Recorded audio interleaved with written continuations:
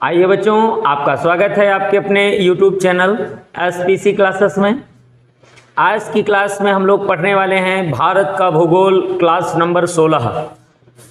और आपकी class number 16 पे आज हम लोग चर्चा करने वाले हैं भारत की पश्चिमी नदी जो अपवाह तंत्र है उनमें से कौन कौन सी नदियां आती हैं और उत्तर से दक्षिण में उनका सही क्रम क्या होता है और वो जो नदियां हैं उनकी मुख्य विशेषता क्या है और वो निकलती कहाँ से हैं और वो गिरती कहाँ पर हैं, किस राज्य से आती हैं तथा किस राज्य के मुहाने पर अरब सागर में गिरती हैं। तो आइए चलते हैं, आज हम लोग अपने टॉपिक को पढ़ते हैं। जैसा कि आप देख पा रहे हैं कि पश्चिमी प्रवाह नदी समूह के बारे में आज हम लोग पढ़ेंगे। जैसा कि ज़्यादातर बच्चे हमने देखा है कि बस 4 नदी पढ़ लेते हैं और बस उन्हीं नदियों को याद करते रहते हैं, मगर वर्तमान की परीक्षाएं जो हैं वो बिल्कुल आगे स्टैंडर्ड अपना बढ़ाते चली जा रही हैं। तो आपको भी थोड़ा आगे बढ़कर मेहनत करनी होगी, नहीं तो यही होता है कि ये प्रश्न पता नहीं कहाँ से पूछ लिया गया। तो बिल्कुल पश्चिमी प्रवाह में 5 प्रश्न ही नहीं, आज आपको हम बताएंगे कम से कम 12 से 13 नदियां आपको बताएंगे जो पश्चिमी प्रवाह में बहती हैं। जबकि ज़्यादातर बच्चे नर्मदा के बारे में जानते हैं, ताप्ती, साबरमती, माही, बस काम खत्म हो जाता है। मगर जान लीजिएगा आज हम आपको 10 से 12, 13 नदी बताने वाले हैं जो कि अपने भारत की पश्चिमी प्रवाह वाली नदियां हैं। तो आइए चलते हैं, अपनी क्लास को हम लोग स्टार्ट करते हैं। परंतु अगर क्लास में बिल्कुल नए हैं, चैनल पर नए हैं, तो चैनल को सब्सक्राइब जरूर करेंगे और वीडियो अगर आपकी समझ में आता है तो अपने मित्रों में शेयर जरूर करेंगे, क्योंकि हमने बात करी समझ में आता है। क्योंकि अच्छा तो कैसे लगता है वो हम जानते हैं, मगर अगर आपकी वीडियो समझ में आता है तो वीडियो को जरूर से जरूर शेयर करेंगे अपने फ्रेंड्स सर्किल में, जिससे कि ज़्यादा से ज़्यादा दूरी तक कवर हो सके। चलते हैं भाई, हम लोग चलते हैं। सबसे पहला प्रश्न यह शुरू करते हैं कि ये जो पश्चिमी प्रवाह वाली नदियां होती हैं अपने भारत में, इन नदियों की खास विशेषता ये होती है कि अपने भारत से होकर के ये अरब सागर की खाड़ी में गिरती हैं। यानी कि अब प्रश्न बनता है, यहीं से क्वेश्चन शुरुआत हम लोग कर लेते हैं कि ये जो जगह है ये कौन सी है। ये अरब सागर आता है, ध्यान रखेंगे आप लोग। ये जगह कौन सी है? ये अरब सागर का घेरा होता है यहाँ पर और आगे की तरफ होता है बंगाल की खाड़ी, अरब सागर। ठीक है, इस चीज को जरूर ध्यान रखेंगे। और ये क्या होती है? ये वास्तव में आपकी बंगाल खाड़ी है। जैसा कि यहाँ हम लोगों ने अभी देखा है कि हमें संपूर्ण भारत की जरूरत नहीं है, हमें केवल प्रायद्वीपीय भारत और उत्तर के केवल राजस्थान की जरूरत है। उसी हिसाब से मानचित्र आपका बिल्कुल बना हुआ है और इसी मानचित्र पे आज हम लोग चर्चा करेंगे। ये इसलिए बना लिया गया था जिसमें कि टाइम ना लगे और कम समय में ज़्यादा मैटर आपको बताया जा सके। अब हम लोग चलते हैं, सबसे पहले उत्तर की ओर चलते हैं और यहाँ से हम लोग क्वेश्चनों को समझने की कोशिश करते हैं। जैसे कि सबसे पहले हम लोगों ने पढ़ा था अपने ब्रह्मपुत्र नदी तंत्र और गंगा नदी तंत्र और यमुना नदी तंत्र, और इसके पहले सब हम लोगों ने पढ़ा था सिंधु नदी तंत्र। तो पहला तो प्रश्न यहीं से आ जाता है कि अरब सागर में गिरने वाली, क्वेश्चन यहीं से लिखना शुरू करेंगे आप लोग, बिल्कुल शुरुआत कर लेंगे। यानी कि क्वेश्चन आपका होता है अरब सागर में गिरने वाली, नोट कर लें, अरब सागर में, या फिर क्या लिख दिया जाता है, पश्चिमी प्रवाह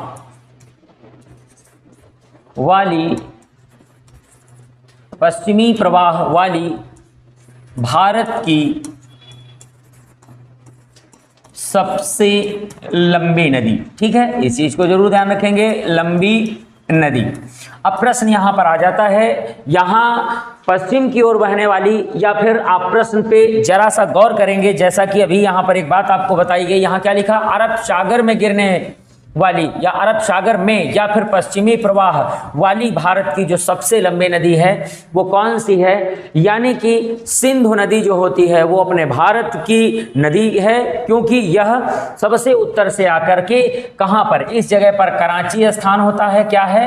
कराची। जैसा कि पिछली क्लास में हम लोग पढ़ चुके हैं, कराची शहर के पास ये नदी जिसे हम बोलते हैं कौन सी, यानी कि सिंधु नदी, ये इसी अरब सागर में यहीं पर ऊपर से आकर के पाकिस्तान होते हुए इसी अरब सागर में गिर जाती है। तो सबसे पहला प्रश्न हम लोग यहां से शुरू करते हैं कि अरब सागर में गिरने वाली भारत की वो जो सबसे लंबी नदी है वो कौन सी है। तो ध्यान रखेंगे ये नदी आपकी आती है जिसे हम लोग कहते हैं सिंधु नदी। ध्यान रखना है, इसको क्या कहते हैं? सिंधु नदी होती है, जो ये कराची के समीप पाकिस्तान में कहाँ गिर जाती है, कराची के समीप गिर जाती है अरब सागर में।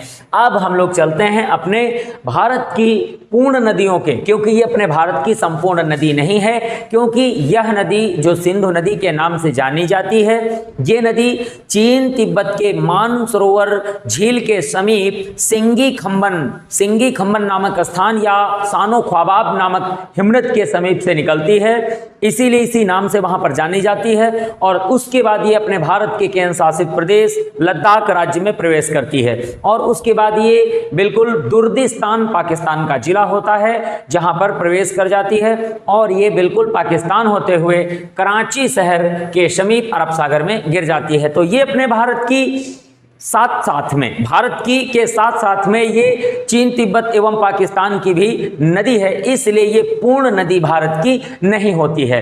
परंतु अरब सागर में गिरने वाली सबसे लंबी नदी है कौन अपने भारत में, तो बिल्कुल याद रखेंगे, कंफ्यूज नहीं होंगे। ज्यादातर बच्चे यहाँ पर क्वेश्चन लगा देते हैं कौन सा, नर्मदा आंसर लगा देते हैं, परंतु आप सबसे पहले प्रश्न को पढ़ लीजिएगा, उसके बाद जवाब करना, क्योंकि पेपर में ज्यादातर बच्चे करते क्या है, सीधा सा आया जवाब नर्मदा लगा दिए। मगर एक बार देख लें कहीं वो ये तो नहीं कह रहा है कि अरब सागर में गिरने वाली सबसे लंबी नदी है कौन, तो सबसे लंबी नदी होती है यहां पर सिंधु नदी।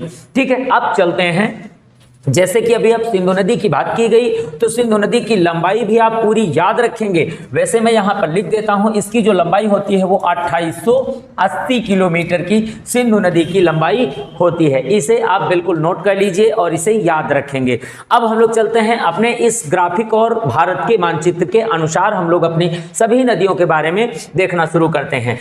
दूसरा क्वेश्चन आपका होगा, बिल्कुल नोट करेंगे यहाँ पर, कि अपने भारत में जैसे कि नदियों के बारे में यहाँ हम लोगों ने देखा है, तो इनमें एक खास बात आपको देखने को ये मिलेगी कि ये जो नदियाँ हैं अपने भारत में, ये कहाँ कहाँ से आती हैं, कहाँ से निकलती हैं, इस चीज़ का हमें बिल्कुल एक एक करके अध्ययन करना है। तो आइए चलते हैं, यहाँ पर कौन सा राज्य होता है, हमारे सभी बच्चे याद रखेंगे, ये आपका राज्य होता है जिसे आरजे कहते हैं, आरजे यानी राजस्थान। ये कौन सा राज्य है, सभी बच्चे याद रखेंगे, आरजे राजस्थान। और ये जो आप देख पा रहे हैं ये कौन सी पर्वत श्रृंखला है, तो राजस्थान में फैली हुई पर्वत श्रृंखला अरावली पर्वत श्रृंखला है। ध्यान रखेंगे, ये अरावली पर्वत श्रृंखला है, और यह पर्वत श्रृंखला अपने भारत की सबसे लंबी, अगर बात करी जाए तो पश्चिम में सबसे लंबी श्रृंखला कही जाती है, यानी कि अपने भारत के दक्षिण से लेकर के उत्तर तक जो पश्चिम में है सबसे लंबी श्रृंखला कौन सी है, तो यही है, जो कहां से शुरू होती है, गुजरात के राजपीपला से प्रारंभ होती है। ध्यान रखेंगे, ये गुजरात और मध्य प्रदेश के समीप यहाँ राजपीपला नामक स्थान है, यहाँ से प्रारंभ होती है और दिल्ली के रायसीना हिल्स तक फैली हुई है। याद रखेंगे, वेरी वेरी मोस्ट क्वेश्चन है, क्योंकि इस क्वेश्चन को हमने स्क्रीन पर बिल्कुल नहीं लिखा हुआ है। फिर से मैं बोल देता हूँ, अरावली ये जो पर्वत श्रृंखला है ये गुजरात के राजपीपला नामक स्थान से प्रारंभ होती है, और इसकी लंबाई उत्तर में कहाँ तक जाती है, दिल्ली के रायसीना हिल्स तक जाती है, जहां पर हमारे भारत का जो है संसद भवन बना हुआ है, राष्ट्रपति भवन बना है। तो किस श्रृंखला पर बना हुआ है, रायसीना हिल्स अरावली पर्वत श्रृंखला पर बना हुआ है। चलते हैं, अब यहां पर ये जो चोटी है, अगर हम लोग यहाँ इस चोटी की बात करते हैं तो ये चोटी का नाम है कौन सी, नाग चोटी। ध्यान रखेंगे, ये चोटी है आपकी नाग चोटी के नाम से जानी जाती है। कौन सी श्रृंखला में है, अरावली पर्वत श्रृंखला में है, नाग चोटी के नाम से जानी जाती है। इसी चोटी से निकलती है हमारी कौन सी नदी, लूनी नदी निकलती है। इसे क्या बोलते हैं, लूनी नदी के नाम से इसे जानते हैं, जो कि कौन सा जिला बनता है यहाँ पर, वो भी आप नोट कर लेंगे। यहाँ बनता है अजमेर। कौन सा जिला होगा, अजमेर जिला यहाँ पर होता है। ध्यान रखेंगे, अजमेर जिला होता है जहाँ से निकलकर आती है। अब प्रश्न यहाँ पर आता है कि ये राजस्थान की एक नदी है जिसे लूनी नदी कहते हैं, इसका एक दूसरा नाम है, यहाँ पर क्वेश्चन के रूप में नोट करेंगे। क्वेश्चन क्या होगा, लूनी नदी लवण नदी के नाम से जानी जाती है, लवण नदी।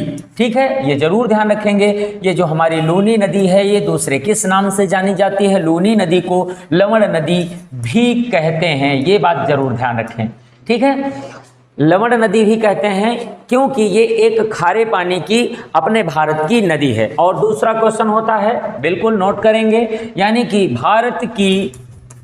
भारत की सबसे बड़ी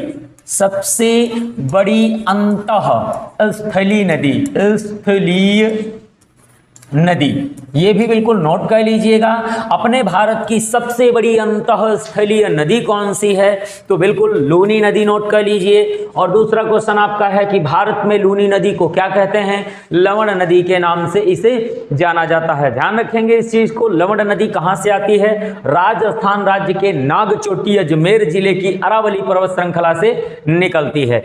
और ये जो पर्वत श्रृंखला से निकल कर आती है, इसके बाद यदि हम बात करें तो ये जो श्रृंखला आप देख रहे हैं, ये यहाँ पर आपका आता है कच्छ का रण। यानी ये क्या होता है? ये कच्छ का रण एक दलदली मैदान है। सभी बच्चे याद रखेंगे, इसे क्या कहते हैं? इसे कहते हैं कच्छ का रण कहा जाता है। ध्यान रखें इधर, कच्छ का रण, ठीक है। तो कच्छ का ये रण होता है, एक दलदलीय क्षेत्र होता है जहां पर यह नदी विलीन हो जाती है। नदी विलीन हो जाती है, यानी कि इससे एक प्रश्न कंप्लीट हो जाता है कि लूनी नदी जो है वो कच्छ की खाड़ी में नहीं गिरती है, ये कच्छ के रण में विलीन हो जाती है। क्यों? क्योंकि यदि आप देखेंगे तो ये जो आपकी अंदर गैपिंग खाड़ी अंदर दिख रही है, ये है आपकी कच्छ की खाड़ी, ठीक है, कच्छ की खाड़ी। और ये कौन सी खाड़ी है? जो ये वाला हिस्सा आता है, ये वाला हिस्सा एक बार जान लीजिएगा, इसे कहते हैं खंभात। क्या बोलेंगे? खंभात खाड़ी, कच्छ की खाड़ी, खंभात खाड़ी। यानी कि उत्तर में जो आपका जल का अंदर गैपिंग चला जाता है उसे कच्छ की खाड़ी कहते हैं, और जो नीचे की तरफ महाराष्ट्र के समीप में अंदर की ओर जल चला जाता है उसे हम खंभात की खाड़ी कहते हैं। परंतु कच्छ की खाड़ी और खंभात की खाड़ी किस खाड़ी में है? तो ये अरब सागर की खाड़ी के जलाशय में आती है। अब हम लोग देखेंगे कि यह नदी को हम अंतःस्थलीय नदी क्यों कहते हैं। इस नदी को अंतःस्थलीय इसलिए कहा जाता है कि जो नदियां अपने भारत ही नहीं पूरी विश्व में जो नदियां किसी मैदानी क्षेत्र से निकलती हैं और वह भारत में किसी भी मैदानी या स्थलीय क्षेत्र में विलीन हो जाती हैं, वे नदियां न तो किसी दूसरी नदी की सहायक बनती हैं और न ही वो समुद्र में जाकर गिरती हैं। तो इस प्रकार की नदियों को हमारे पूरे विश्व में नदी परिशिष्ट में क्या कहा जाता है? तो नदी परिशिष्ट में इसे बोला जाता है अंतःस्थलीय नदी।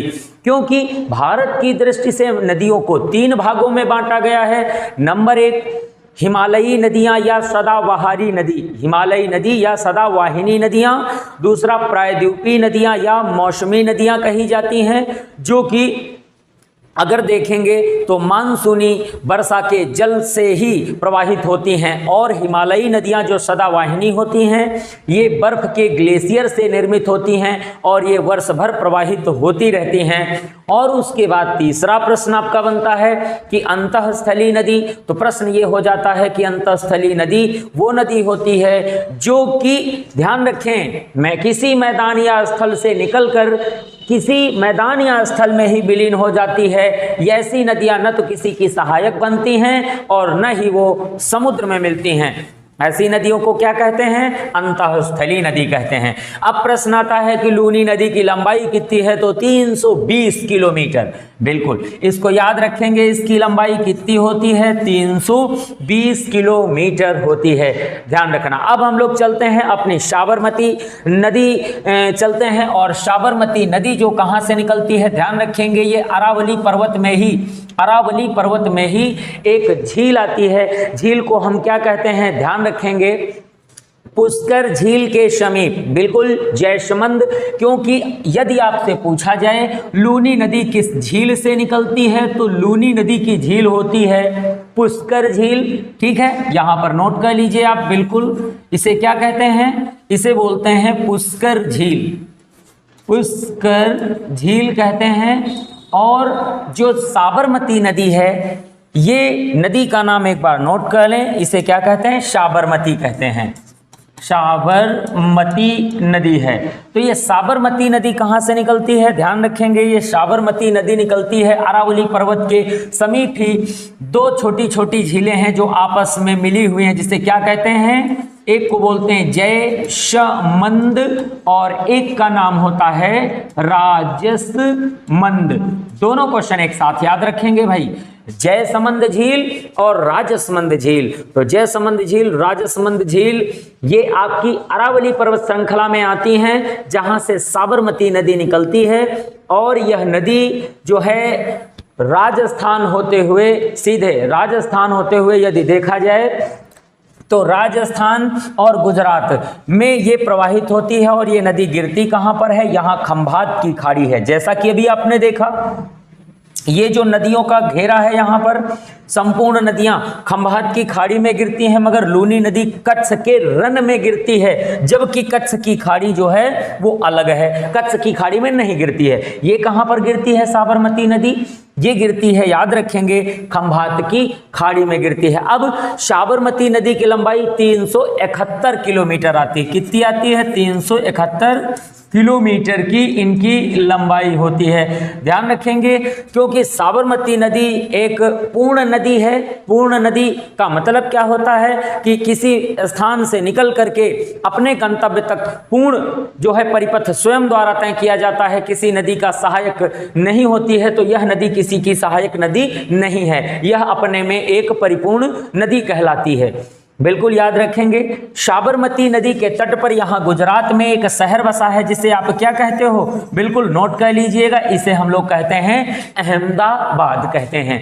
यानी कि साबरमती नदी के तट पर बसा हुआ शहर कौन सा है, अहमदाबाद स्थित है। ध्यान रखना, वेरी मोस्ट क्वेश्चन आपका होता है। और निकलती कहाँ से है, जयसमंद राजसमंद झील से निकलती है, जो कि अरावली पर्वत श्रृंखला में आती है। आइए अब हम लोग चलते हैं अपनी अगली नदी की ओर चलते हैं। तो अगली नदी विंध्याचल पर्वत श्रृंखला, जैसा कि आप देख पा रहे हैं, ये कौन सी पर्वत श्रृंखला है, विंध्याचल पर्वत श्रृंखला, ये अरावली पर्वत श्रृंखला। तो ये विंध्याचल पर्वत श्रृंखला कहाँ पर आती, तो ये आती है आरजे में, मगर ये कहाँ पर है, एमपी में।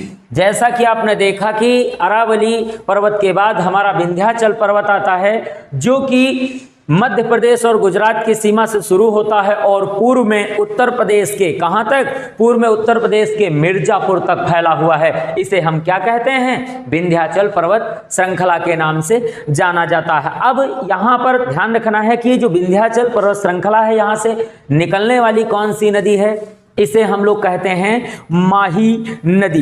ध्यान रखेंगे, कौन सी नदी, साबरमती के बाद यहां हम लोग याद करेंगे कौन सी, माही नदी आपकी होती है, जो कि विंध्याचल पर्वत श्रृंखला के पास में एक कौन सी झील है, मेहंद झील है। ध्यान रखना, इसे भी बिल्कुल नोट कर लीजिएगा, ये झील कौन सी है इस पर्वत श्रृंखला के पास में, मेहंद। यहां पर नोट करेंगे हम लोग, इसे बोलते हैं मेहंद झील कहते हैं। ये कहाँ स्थित है, एमपी में स्थित है, मध्य प्रदेश में विंध्याचल पर्वत श्रृंखला के समीप मेहंद झील स्थित है, जहां से माही नदी निकलकर आती है और सीधे कहाँ गिर जाती है। फिर से एक बार आप समझ लीजिएगा, ये विंध्याचल पर्वत श्रृंखला से निकल करके ये राजस्थान के भाग में प्रवाहित होते हुए सीधे गुजरात चली जाती है। तो ये 3 राज्यों में प्रवाहित होती है। कौन कौन से 3 राज्य प्रवाहित होती है, एमपी, यहाँ पर होता है आरजे, और यहाँ पर होता है जीजे, गुजरात राज्य होता है। इसे बिल्कुल भाई ध्यान रखेंगे, जिसमें भूले नहीं। एक बार मैं फिर से बता दूं, पुनः बता दूं कि यहाँ पर जो बात अभी करी गई है कि ये कौन सी खाड़ी है, तो यहाँ पर आपकी ये पूरी खाड़ी को हम लोग कहते हैं खंभात। ठीक है, खंभात खाड़ी कहा जाता है, इसे खंभात की खाड़ी के नाम से जानते हैं, इस चीज को ध्यान रखें। चलें अब हम लोग देखते हैं कि यहाँ पर ये माही नदी कहाँ गिरती है, खंभात की खाड़ी, गुजरात। बिल्कुल ध्यान रखें। अब दूसरा प्रश्न यहाँ पर ये होता है कि जैसे ये आपकी झील है, तो कौन से जिले से आती है, तो ये धार जिले से आती है। एमपी का जिला कौन सा है, ध्यान रखें, एमपी के जिले का नाम है धार जिला। ठीक है, धार जिले से निकलती है मेहंद झील, धार जिले से विंध्याचल पर्वत श्रृंखला से होते हुए तब एमपी, राजस्थान और सीधे गुजरात चली जाती है।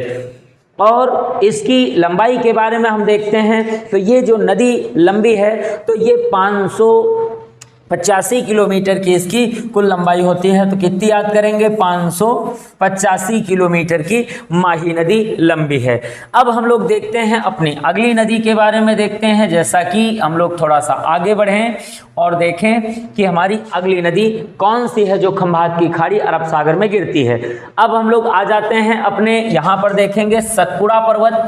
कौन सा पर्वत है, ये सतपुड़ा पर्वत है। और सतपुड़ा पर्वत की अगर आप देखते हैं तो मध्य प्रदेश में आता है। कहाँ पर आता है, तो इसको बिल्कुल याद कर लें, एमपी में आता है। और यहाँ से निकलने वाली जो नदी होती है ये कौन सी है, इसे नर्मदा कहेंगे, भूलना नहीं, वेरी वेरी मोस्ट क्वेश्चन होता है ये। नर्मदा के नाम से इसे जाना जाता है। और नर्मदा नदी जो निकलती है वो सतपुड़ा पर्वत के कौन से, याद रखना है, अमरकंटक से निकलती है। ये नर्मदा नदी कहाँ से निकलती है, ये अमरकंटक, सतपुड़ा पर्वत की ये जो चोटी है जहाँ से ये नदी निकल के आ रही है, इसे हम क्या कहते हैं, इसे कहते हैं अमरकंटक। ये भूलेंगे नहीं, अमरकंटक चोटी से निकलती है जहां सतपुड़ा पर्वत मध्य प्रदेश में फैला हुआ है। और यहाँ पर कौन सा जिला बनता है, तो एमपी का अनूपपुर जिला बनता है, ध्यान रखेंगे, अनूपपुर यानी एमपी का अनूपपुर जिला, जहां पर अमरकंटक की चोटी सतपुड़ा पर्वत से निकल करके ये सीधे नर्मदा नदी एमपी और उसके बाद सीधे गुजरात राज्य में चली जाती है। अब प्रश्न यहां पर आता है कि पश्चिमी प्रवाह की, बिल्कुल ये प्रश्न नोट कर लेंगे, भारत में पश्चिमी प्रवाह की सबसे लंबी नदी कौन सी, भारत में पश्चिमी प्रवाह की, तो यहाँ याद रखना है ये मूलतः भारत की नदी है क्योंकि भारत से निकलती है और ये भारत में ही गिरती है, इसलिए इसकी लंबाई जो है सबसे ज़्यादा है। इसे हम लोग क्या कहते हैं, 1312 किलोमीटर, यानी कि इसकी कुल लंबाई कितनी होती है, तो याद रखेंगे 1312 किलोमीटर होती है, जो कि पश्चिमी प्रवाह की सबसे लंबी नदी कहलाती है। और दूसरा अगर हम देखते हैं इस नर्मदा नदी पर भेड़ा घाट, यानी कि देखते हैं तो भेड़ा घाट एक आपका स्थान आता है जो जहां पर पड़ता है।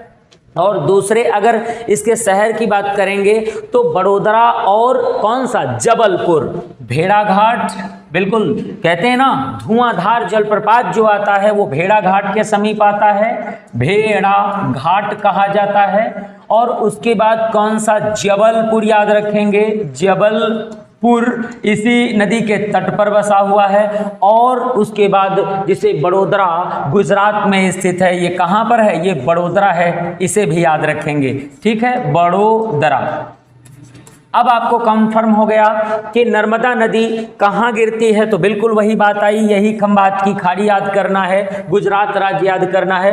कहाँ से निकलती है, तो एमपी के सतपुड़ा पर्वत के, एमपी के अनूपपुर जिले के सतपुड़ा पर्वत की अमरकंटक चोटी से निकलती है, जो कि पश्चिमी प्रवाह वाली सबसे लंबी नदी है। और ये जबलपुर, भेड़ा घाट, जबलपुर और बड़ोदरा होते हुए सीधे कहाँ चली जाती है, खंभात की खाड़ी में चली जाती है।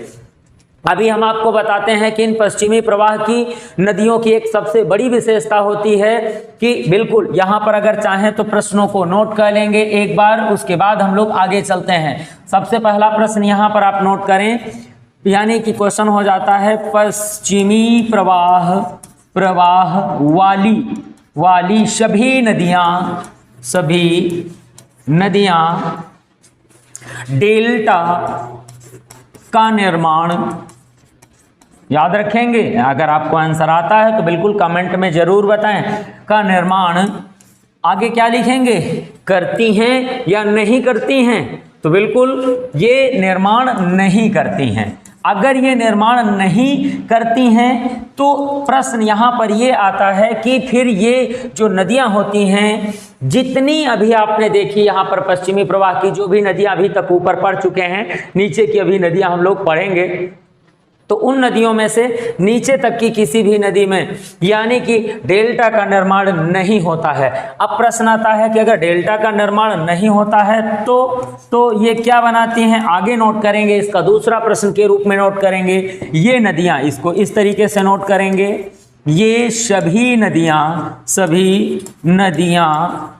एक्चुरी, कैसे लिखेंगे, एक्चुरी, या इसका दूसरा नाम हिंदी में नोट कर लेंगे एक्चुरी या ज्वार नदमुख, ज्वार नदमुख, यानी कि ये ज्वार नदमुख या एक्चुरी बनाती हैं। ठीक है, इसे नोट कर लें, ये क्या बनाती हैं, ये एक्चुरी या ज्वार नदमुख का निर्माण करती हैं। ये नदियां कभी डेल्टा नहीं बनाती हैं।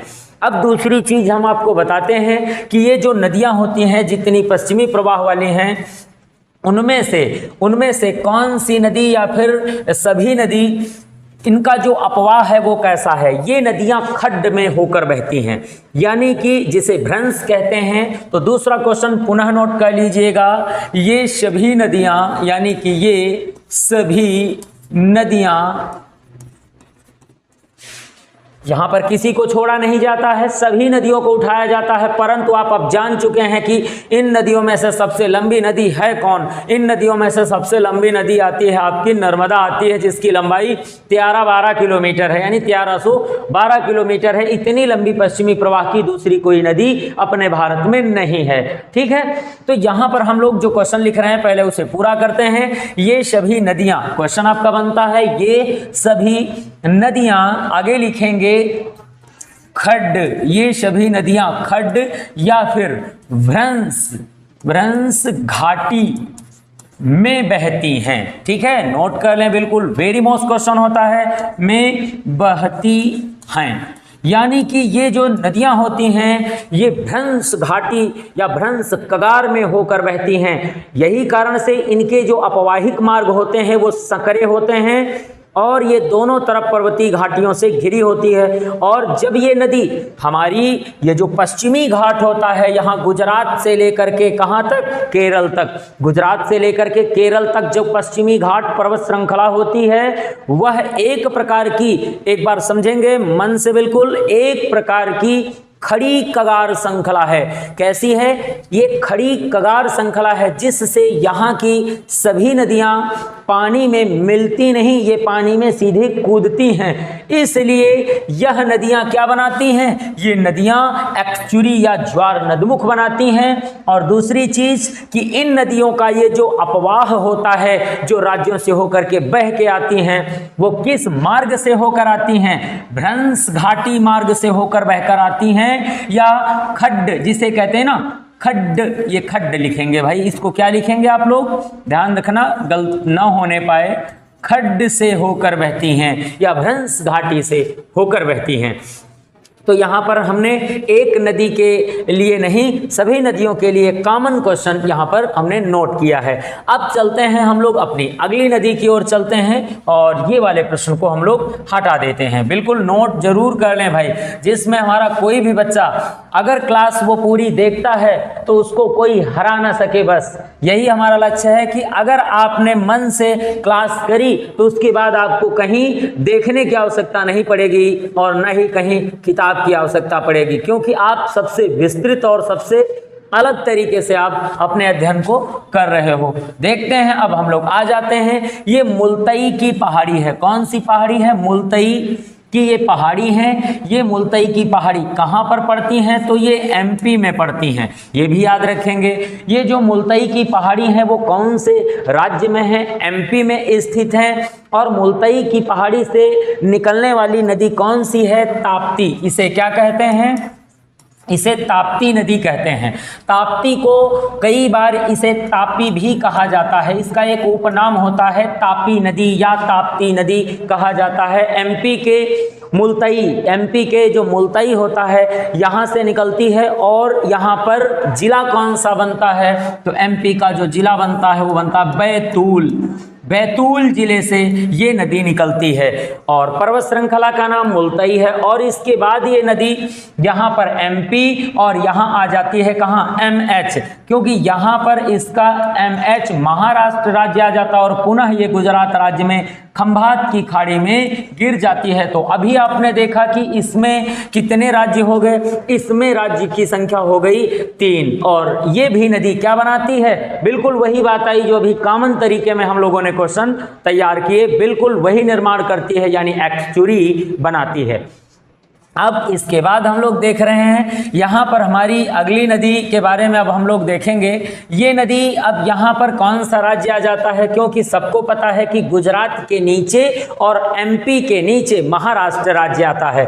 तो एमपी के नीचे और गुजरात के नीचे ये जो एरिया होता है वो किसका होता है, महाराष्ट्र राज्य का होता है। तो ये एमएच है, कौन सा, एमएच। एमएच का जिला कौन सा है, ध्यान रखेंगे, ये नासिक जिला है, ठीक है। कौन सा जिला हुआ, नासिक जिला हुआ। और यहां से एक नदी निकलती है जिसे हम क्या कहते हैं, वैतरणी नदी, इसे कहा जाता है वैतरणी नदी कहते हैं। और ये कहाँ गिरती है, इसे खंभात की खाड़ी नहीं कहेंगे, खंभात सिर्फ इतना आता है, जैसे एक मिनट एक बार देख लेंगे, जैसे कि अभी आपने देखा खंभात, खंभात सिर्फ इतना रहेगा। और ये किसे कहते हैं, ये पूरा का पूरा होता है अरब सागर, ठीक है, ये भूलेंगे नहीं। बाकी से इस स्थान को अरब सागर में कहा जाता है। और ये छोटी सी नदी है जो पश्चिमी प्रवाह की एक नदी बनती है महाराष्ट्र राज्य में।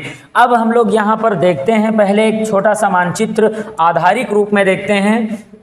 ये देखें कि ये वाली इतनी जगह कौन से राज्य की मान ली, इसे आप मान लें गोवा, ये आपका गोवा काल्पनिक राज्य हुआ। और गोवा से अगर हम देखते हैं कि दो नदियां होकर जाती हैं जो लास्ट में इनके जो आधारिक मुख हैं एक हो जाते हैं। एक नदी जुआरी नदी है और एक मांडवी नदी है, ध्यान रखेंगे, वेरी वेरी मोस्ट क्वेश्चन होता है। ये दोनों नदियां कहां से निकल के आती हैं, तो सीधा सा बड़ा जवाब आप याद रखेंगे, ये दोनों नदी आती हैं कर्नाटक राज्य से आती हैं। कौन से, कर्नाटक राज्य से ये दोनों आती हैं। और ये दोनों की दोनों नदी गोवा में आपस में मिल जाती हैं। और इसके बाद इसी के मुहाने पर एक बंदरगाह बना हुआ है जिसे मर्मुगाओ कहते हैं, मर्मुगाओ के नाम से इसे जाना जाता है, जो कि गोवा का सबसे प्रमुख बंदरगाह है, जो कि जुआरी नदी के मुहाने पर बना हुआ है, ये अरब सागर में नहीं बना हुआ है। देखेंगे गोवा की सबसे प्रमुख नदी कौन सी है, तो बस यही दो नदियां हैं जो यहाँ पर प्रवाहित होती हैं। आइए जल्दी से देखते हैं बिल्कुल लास्ट की नदियों के बारे में। शरावती नदी, शरावती नदी के बारे में देखेंगे तो यहाँ पर एक पर्वत श्रृंखला आती है जिसे हम लोग क्या कहते हैं, ब्रह्मगिरी, ब्रह्मगिरी कहते हैं। तो ब्रह्मगिरी श्रृंखला जो आपकी आती है यहाँ से निकलती है कर्नाटक में, ठीक है। और ये सीधे पश्चिमी प्रवाह की नदी होती है जिसे हम शरावती नदी कहते हैं।